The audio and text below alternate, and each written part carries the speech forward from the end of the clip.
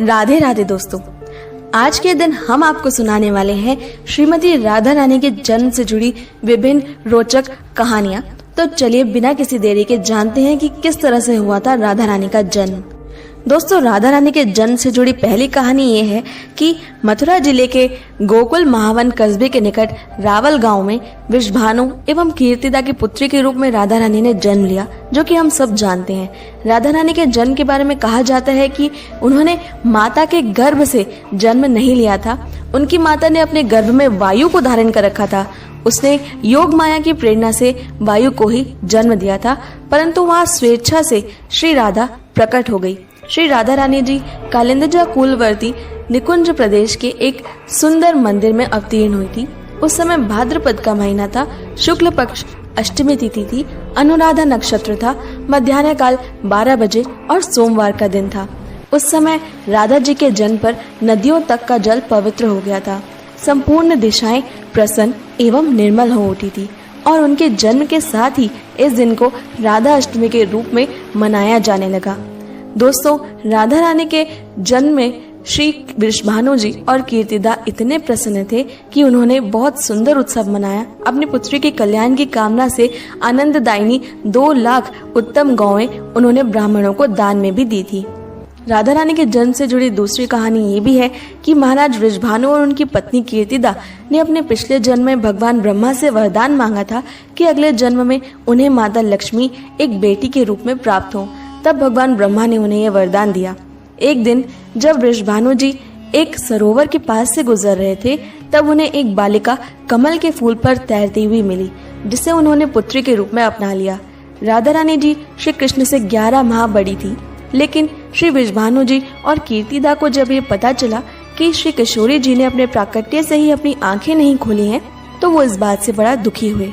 कुछ समय पश्चात जब नंद महाराज की पत्नी यशोदा जी गोकुल से अपने लाडले श्री कृष्ण के साथ वृषभानु जी के घर आती हैं, तब वृषभानु जी और कीर्तिदा उनका स्वागत करते हैं। यशोदा जी कान्हा को गोद में लिए नन्ही सी राधा रानी के पास आती हैं। जैसे ही कृष्ण और राधा आमने सामने आते हैं, तब राधा जी पहली बार अपनी आंखें खोलती हैं। अपने प्राण प्रिय श्री कृष्ण को वो एक टक देखती रहती हैं। अपनी प्राण प्रिय को अपने सामने एक सुंदर सी बालिका के रूप में देखकर श्री कृष्ण भी बहुत आनंदित होते हैं, जिनके दर्शन बड़े बड़े देवताओं के लिए भी दुर्लभ है। मनुष्य सैकड़ों जन्मों तक तप करने पर भी जिनकी झांकी नहीं प्राप्त कर पाते, वे ही श्री राधिका जी वृषभानु जी के यहाँ साकार रूप से प्रकट हुई थी। राधा जी के जन्म से जुड़ी एक कहानी और जानने को मिलती है। वो ये है कि एक बार सूर्यदेव ने राधा रानी को अपनी पुत्री के रूप में प्राप्त करने के लिए घोर तपस्या की। तब कृष्ण उनसे प्रसन्न होते हैं और राधा रानी को पुत्री रूप में प्राप्त करने के लिए उन्हें वरदान दे देते हैं। द्वापर युग में व्रज के रावल गांव में एक बड़े ही महान व्यक्ति थे, जिनका नाम था महाभानु, और उनके कई पुत्र थे, जिनमें वृषभानु उनके 5वें पुत्र थे। वे सूर्यदेव का ही अवतार थे। बाद में वृषभानु के विवाह कीर्तिदा से हुआ। विवाह के कई वर्ष बीत जाने पर भी उन्हें कोई संतान नहीं हुई। फिर एक बार किसी ने कहा कि कात्यायनी देवी की पूजा करो, वो तुम्हें अवश्य ही संतान प्राप्ति करवा देंगी। तो फिर उन्होंने यमुना के किनारे कात्यायनी देवी की पूजा की। तब उन्हें कात्यायनी देवी की आवाज सुनाई दी। कात्यायनी देवी कहती हैं कि हरि नाम के बिना तो कुछ प्राप्त नहीं होता, इसलिए तुम प्रमाणिक रूप से पहले हरि नाम ग्रहण करो।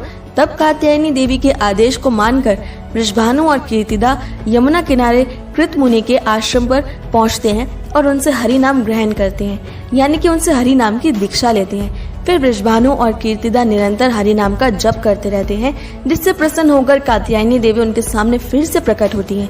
इस बार उनके हाथ में एक सोने का हीरो से जड़ा हुआ बक्सा था। कात्यायनी देवी ये बक्सा उन्हें दे देती हैं, जिसके अंदर एक अत्यधिक तेजस्वी और सुंदर बालिका थी, जो और कोई न होकर स्वयं श्रीमती राधा रानी थी। इस तरह सुंदर राधा जी के जन्मोत्सव की अनेक कथाएं प्रचलित हैं। कहा जाता है कि किशोरी जी के यशगान करने से उस व्यक्ति पर भगवान श्री कृष्ण की साक्षात कृपा होती है, और जो इनके प्रेम में डूबा रहता है वो सदैव ही निकुंजवास का अधिकारी बन जाता है। उसे गोलोक वृंदावन धाम की प्राप्ति अवश्य होती है।